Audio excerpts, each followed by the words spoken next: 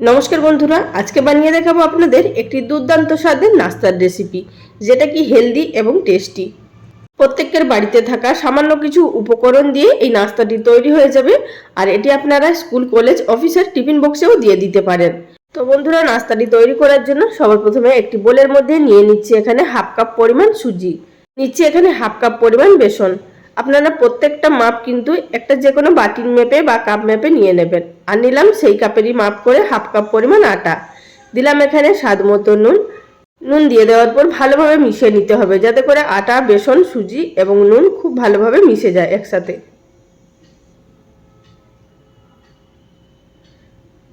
ভালোভাবে মিশিয়ে নেওয়ার পর এবার এর মধ্যে অ্যাড করে দেব টক দই। এখানে আমি বাড়িতে পাতা টক দই ব্যবহার করছি, আপনারা কিনা দইও ব্যবহার করতে পারেন। প্রায় 3 টেবিল চামচ পরিমাণ মতো দিয়ে দিলাম ভরে ভরে।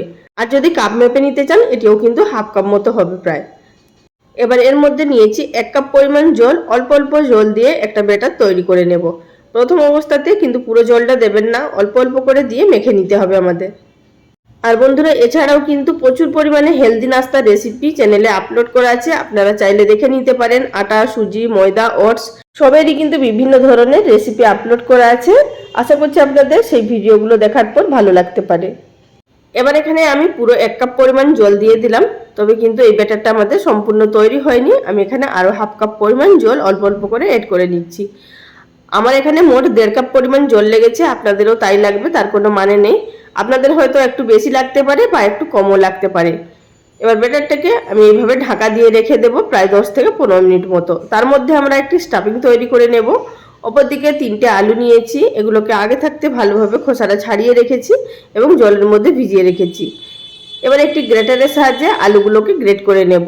আপনারা চাইলে এখানে সিদ্ধ আলুও ব্যবহার করতে পারেন, তবে আমার কাছে এই মুহূর্তে সিদ্ধ আলু ছিল না। নাস্তাটা আমাদের একটু তাড়াতাড়ি তৈরি করতে হবে, তাই আমি এখানে আলুটাকে এইভাবে গ্রেট করে নিচ্ছি। আর আলুটা যদি এইভাবে গ্রেট করে নেওয়া হয়, তাহলে কিন্তু পুরটা খুব তাড়াতাড়ি তৈরি হয়ে যাবে। তো এখানে দেখতেই পাচ্ছেন আলুটা গ্রেট করে নেওয়া হয়ে গেছে। এবার চলে যাব স্টাফিংটা তৈরি করার পদ্ধতিতে। গ্যাস ওভেনের উপরে একটি কড়াইয়ের মধ্যে দিয়ে দিলাম 2 চামচ পরিমাণ সর্ষের তেল। তেল গরম হয়ে যাওয়ার পর দিয়ে দিলাম হাফ টিস্পুন পরিমাণ গোটা জিরে, হাফ টিস্পুন পরিমাণ কালো সর্ষে।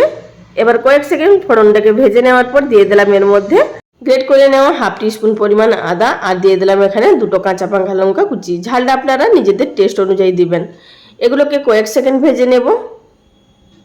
তো কয়েক সেকেন্ড ভেজে নেওয়ার পর আমি এর মধ্যে অ্যাড করে দেবো আগে থাকতে গ্রেট করে রাখা আলুটা।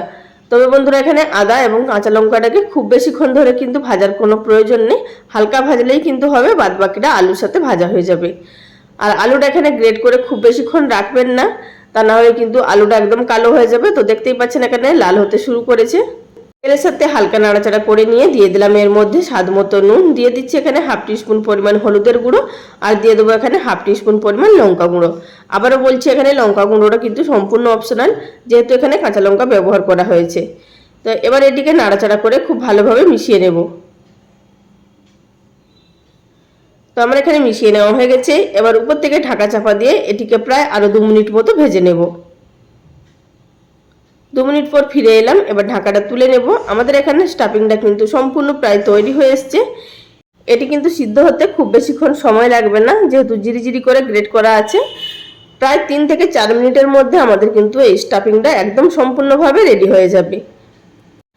এখানে কিন্তু আলুটা সিদ্ধ হয়ে গেছে, আর কিন্তু কষাবো না। সবশেষে দিয়ে দিলাম সামান্য পরিমাণ ধনেপাতা কুচি, দিয়ে নাড়াচাড়া করে মিশিয়ে নেব। আর আপনারা চাইলে সবশেষে কিন্তু 1 টিস্পুন পরিমাণ ম্যাগি মশলাও দিতে পারেন, তবে আমি এখানে দেব না, দিলে কিন্তু আরও ভালো টেস্ট হবে। তো যাই হোক, পুরটাকে এবার এটিকে নামিয়ে নেব। পুর নামিয়ে নেওয়ার পর এবার আপনাদেরকে দেখিয়ে দিচ্ছি যে আগে থাকতে ব্যাটারটা কিন্তু আরও একটু ঘন হয়ে গেছে। আমাদের কিন্তু এই নাস্তাগুলো তৈরি করার জন্য এইভাবেই ডোটা একদম তৈরি করতে হবে। বন্ধুরা, এই রেসিপিটা খেতে কিন্তু ভীষণই টেস্টি হয় আর ভীষণই হেলদি। আপনারা বাড়িতে অবশ্যই একবার তৈরি করবেন আমার রিকোয়েস্টে, তারপরে খেয়ে দেখবেন আপনাদের কেমন লাগছে। তো এর মধ্যে দিয়ে দিলাম হাফ টিস্পুন পরিমাণ গোটা জিরে। আপনারা যদি জিরেটা পছন্দ না করেন, অনেকেরই গোটা জিরে মুখে পড়লে পছন্দ করে না, তাই তারা কিন্তু জিরেটাকে স্কিপ করে দিতে পারেন। এবার আমাদের ব্যাটারটা তো সম্পূর্ণ তৈরি। সবশেষে দিয়ে দিলাম হাফ টিস্পুন পরিমাণ ইনো, আর সামান্য পরিমাণ জল দিয়ে দিলাম এটি অ্যাক্টিভ হওয়ার জন্য। আর আপনারা চাইলে এখানে হাফ টিস্পুনের থেকে কম, মানে প্রায় 1/4 টিস্পুন মতন বেকিং সোডা ব্যবহার করতে পারেন, তাতেও কিন্তু দুর্দান্ত হবে। এখন এটিকে ফেটিয়ে খুব ভালোভাবে মিশিয়ে নেব। মিশিয়ে নেওয়া হয়ে গেছে। এবার চলে যাব সরাসরি নাস্তাগুলো তৈরি করার পদ্ধতিতে। গ্যাস ওভেনের উপরে একটি কড়াই বসিয়ে দিয়েছি আর কড়াইটাকে প্রথমে খুব ভালোভাবে গরম করে নিয়েছি। সামান্য পরিমাণ তেল ব্রাশ করে নিচ্ছি, খুব বেশি কিন্তু এখানে তেলের প্রয়োজন নেই।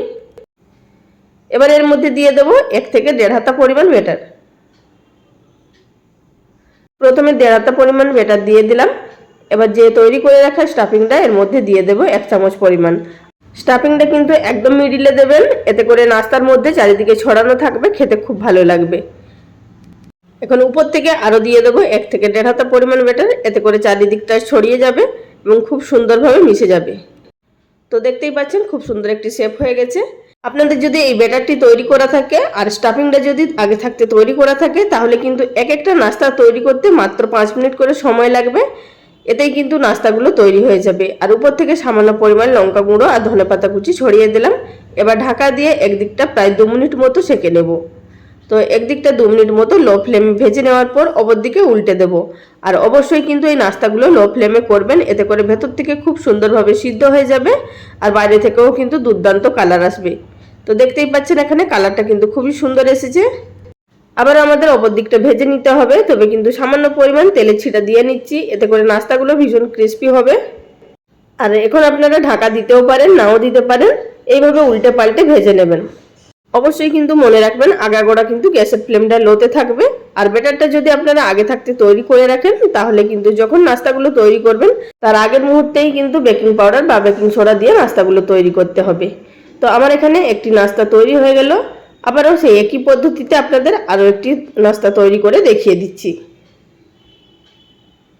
তো বন্ধুরা, ভিডিও চলাকালীন ছোট্ট একটি অনুরোধ, যদি আমার চ্যানেলে কেউ নতুন দর্শক বন্ধু হয়ে থাকেন আর ভিডিওটি দেখার পর যদি আপনাদের ভালো লাগে, তাহলে চ্যানেলটি সাবস্ক্রাইব করে নেওয়ার অনুরোধ রইল।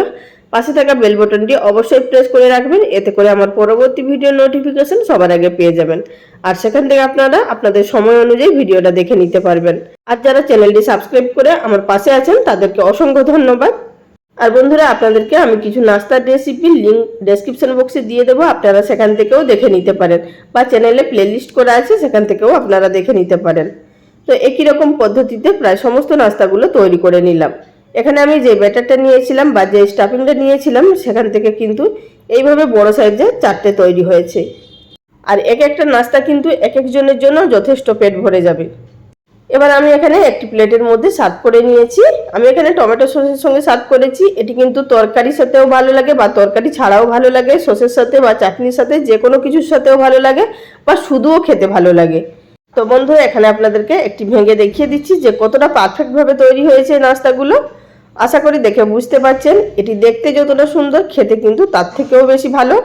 তাহলে বন্ধুরা, রেসিপি কেমন লাগলো অবশ্যই লাইক কমেন্ট করে জানাবেন। আজ এই পর্যন্ত, সবাই ভালো থাকবেন, ধন্যবাদ।